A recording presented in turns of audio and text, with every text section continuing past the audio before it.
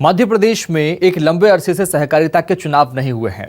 प्रदेश की शीर्ष सहकारी संस्थाओं में 14 संस्थाएं शामिल हैं, जिनमें ज्यादातर संस्थाओं में चुनाव न होने के चलते प्रशासक नियुक्त किए गए हैं। ऐसे में सहकारी संस्थाएं क्या अपने उद्देश्य को पूरा कर पा रही हैं? क्या उनका संचालन लाभ के दौर से गुजर रहा है या घाटे में जाते हुए वह आज अपने अस्तित्व को बचाने के लिए संघर्ष कर रही है? सीधे तौर पर राजनीति का अखाड़ा बन चुकी सहकारिता के चुनाव पर क्यों जारी है आज घमासान? देखिए हमारी ये खास रिपोर्ट।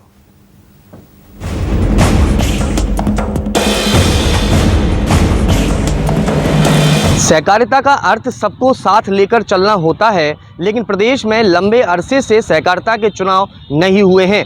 ऐसे में प्रदेश की 14 शीर्ष सहकारी संस्थाएं और 4500 से अधिक साख समितियां आज क्या अपने अस्तित्व की लड़ाई लड़ रही हैं? ये सवाल खड़े होने लगे हैं।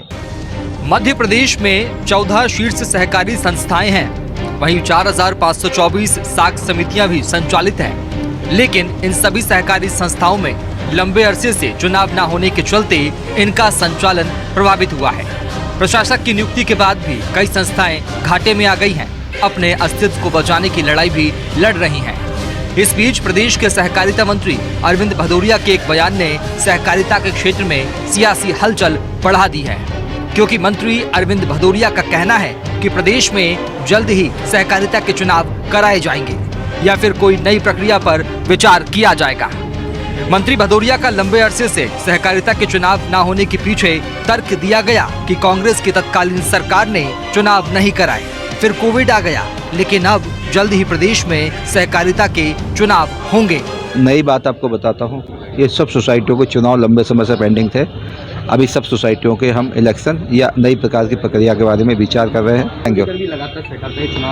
हम इस प्रक्रिया को लंबे समय कांग्रेस ने रोक के रखा था, कोविड आ गया, इसको हम स्टार्ट करेंगे। अरविंद भदौरिया के इस बयान पर प्रदेश के नेता प्रतिपक्ष और पूर्व में सहकारिता मंत्री भी रहे डॉक्टर गोविंद सिंह ने भी सरकार को आड़े हाथों लिया है।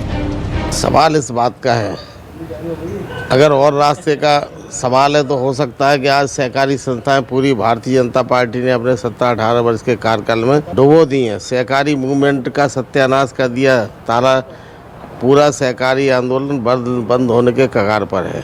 अगर नया कोई ऑप्शन लाते हैं, उनको नई योजनाएं लाते हैं जिससे सहकारी संस्थाएं अपने पैरों खड़ी हो सकें, तो इसके लिए तो मैं उनको धन्यवाद देता हूं। परंतु मैं कहना चाहता हूं, जब 2003 में कांग्रेस की सरकार थी, मैं सहकारिता मंत्री था, मध्य प्रदेश की एक भी सहकारी संस्था ऐसी नहीं थी आवास संघ को छोड़कर जो घाटे में चल रही हो। आइए अब आपको समझाते हैं कि वर्तमान में प्रदेश की सहकारी संस्थाओं में कब से चुनाव नहीं हुए। प्रदेश में 14 शीर्ष सहकारी संस्थाएं हैं। मध्य प्रदेश राज्य सहकारी बैंक अपेक्स में मई 2015 से प्रशासक नियुक्त है। मध्य प्रदेश राज्य सहकारी विपणन संघ मार्कफेड 2018 से प्रशासक नियुक्त है। मध्य प्रदेश राज्य सहकारी आवास संघ वर्ष 2007 से प्रशासक नियुक्त है। मध्य प्रदेश राज्य सहकारी संघ में साल 2007 से प्रशासक नियुक्त है। मत्स्य महासंघ वर्ष 2004 से प्रशासक यहां भी नियुक्त है। मध्य प्रदेश सिल्क फेडरेशन का पंजीयन के बाद निर्वाचन ही नहीं हुआ। मध्य प्रदेश राज्य सहकारी बीज उत्पादक संघ का पंजीयन के बाद निर्वाचन ही नहीं हुआ। Madhya Pradesh state dairy federation साल 2008 से यहां प्रशासक नियुक्त है। मध्य प्रदेश लघु वनोपज संघ में 2020 से यहां प्रशासक नियुक्त है। मध्य प्रदेश राज्य बुनकर संघ में साल 2004 से प्रशासक नियुक्त है। मध्य प्रदेश राज्य सहकारी बैंक संघ में साल 2004 से प्रशासक नियुक्त है और मध्य प्रदेश राज्य सहकारी औद्योगिक संघ में साल 2008 से प्रशासक नियुक्त है। प्रदेश के 38 जिला सहकारी बैंकों में 2012 से शासकीय प्रशासक काम कर रहे हैं। प्रदेश की 4524 साख समितियों में से 4400 से अधिक संस्थाओं में शासकीय प्रशासक नियुक्त हैं। पक्ष विपक्ष के बीच सहकारिता चुनाव को लेकर एक और जुबानी हमले जारी हैं, तो वहीं दूसरी ओर सहकारी संस्थाएं लगातार घाटे में डूबती जा रही हैं। इसके साथ ही कई तरह के करोड़ों के गबन भी सामने आने लगे हैं, जिनका सीधा असर उन लोगों पर पड़ रहा है जिनको लाभ पहुंचाने के उद्देश्य से इन सहकारी संस्थाओं का निर्माण किया गया था। सहकारिता के क्षेत्र में लंबे अरसे से काम कर रहे लोगों ने सहकारिता में हो रहे भ्रष्टाचार और चुनाव न कराने के पीछे उन्होंने कांग्रेस और बीजेपी के चेहरे को भी बेनकाब किया है। बीजेपी से पूर्व विधायक और जिला सहकारी बैंक में 120 करोड़ रुपए के गबन के मामले को उजागर करने वाले बृजेंद्र तिवारी का मध्य प्रदेश में लंबे अरसे से सहकारिता चुनाव न कराने को लेकर कहना है, जब तक सरकारों की इच्छा शक्ति नहीं होती, जब तक यह संभव नहीं है। आज सहकारिता में राजनीतिक हस्तक्षेप इतना ज्यादा हो गया है कि यदि अब सरकार सहकारिता चुनाव करवाती भी है तो निष्पक्ष चुनाव नहीं कहा जा सकता। सहकारिता का चुनाव निष्पक्ष तरीके से हो तो शायद इस सहकारिता का ज़्यादा उपयोग किसान कर पाएंगे, लेकिन उसमें होता क्या है कि राजनीतिक हस्तक्षेप इतना ज़्यादा रहता है तो उसको चुनाव को मेरे जैसे लोग तो निष्पक्ष नहीं कहेंगे।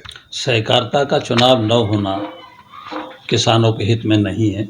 चुनाव समय पर होना चाहिए। जैसे कि शासन के चुनाव होते हैं, सरकारों के चुनाव होते हैं, वैसे सहकारिता का चुनाव भी समय पर होना चाहिए था। दुर्भाग्यवश शासन में बैठे नुमाइंदों ने इसको समय पर चुनाव नहीं कराया है। एक दूसरे पर थोपने की जो होड़ मची हुई है वो वैधानिक नहीं है। भिंड के जिला सहकारी बैंक के पूर्व अध्यक्ष श्याम सुंदर सिंह का चुनाव न कराने को लेकर मानना है कि सहकारिता सदस्यता पर आधारित है और जब प्रबंधन में उन सदस्यों की भागीदारी नहीं है तो व्यवस्था बिगड़ती है। यही कारण है कि आज चुनाव न होने के चलते सहकारिता डूबती जा रही है। मुरैना जिले की पिडावली सोसाइटी से मुरारीलाल शर्मा का कहना है कि जब बोर्ड का गठन चुनाव के जरिए होता था उस समय सदस्य और अध्यक्ष सरकारी कर्मचारियों पर पीडीएस वितरण, खाद्य वितरण और अन्य कार्यों में दबाव बनाते थे, लेकिन आज प्रशासक की नियुक्ति के बाद सभी कर्मचारी बेहतर ढंग से काम कर पा रहे हैं। जे आंदोलन ही सहकारी, नहीं तो सरकारी अपना डिपार्टमेंट चला लेती। इसमें सहकारिता माने सबकी सहभागिता, लोगों का इसमें शेयर लगा हुआ, किसानों का हर सोसाइटी में अपने उनके शेयर से वो सोसाइटी बैंक के सदस्य हैं, उनके सहयोग से चल रहा। तो आंदोलन का मतलब होता है जन भागीदारी ज़्यादा से ज़्यादा। अब प्रभारी अधिकारी बैठे हैं तो जन भागीदारी समाप्त, फिर तो सरकार के इशारे से चलता है ना प्रशासन अधिकारी में। इसलिए नुकसान ये हो रहा है कि जनता की भावना पहुँच नहीं रही है अपने संस्था में, और सरकारी हिसाब से सरकार के निर्देश के हिसाब से उनका चला जा रहा है। इससे बहुत भारी नुकसान हो रहा है जनता का। शासक के कार्यकाल में काम अच्छा चल रहा है पहले से भी, क्यों खरीदी पे भी हम देखते थे। मैंने खरीदी कई साल से की है, तो क्या कि जैसे जो मेंबर थे, अध्यक्ष थे, साथ जब आदमी टोली को पहले तुलवा लेना, लीगल अनलीगल जो थोड़ा बहुत। अब प्रशासक को जो है कि सारी जनता समान है उनके यहाँ, जो जनहित में फैसले होते हैं उनको तुरंत वो लेते हैं और जनता की सेवा बढ़िया चल रही है। खाद्य वितरण, पीडीएस, सारे काम अच्छे चल रहे हैं। सहकारिता चुनाव को लेकर हमने पक्ष और विपक्ष के तर्क के साथ उनके आरोप प्रत्यारोपों को सुना, तो वहीं संविधान और मध्य प्रदेश सरकार के सहकारी अधिनियम को भी जाना। ऐसे में एक ओर जहां प्रदेश सरकार ने जल्द सहकारिता के चुनाव संपन्न कराने का दावा किया है, उसको देखना होगा कि वह कितना सच साबित होता है।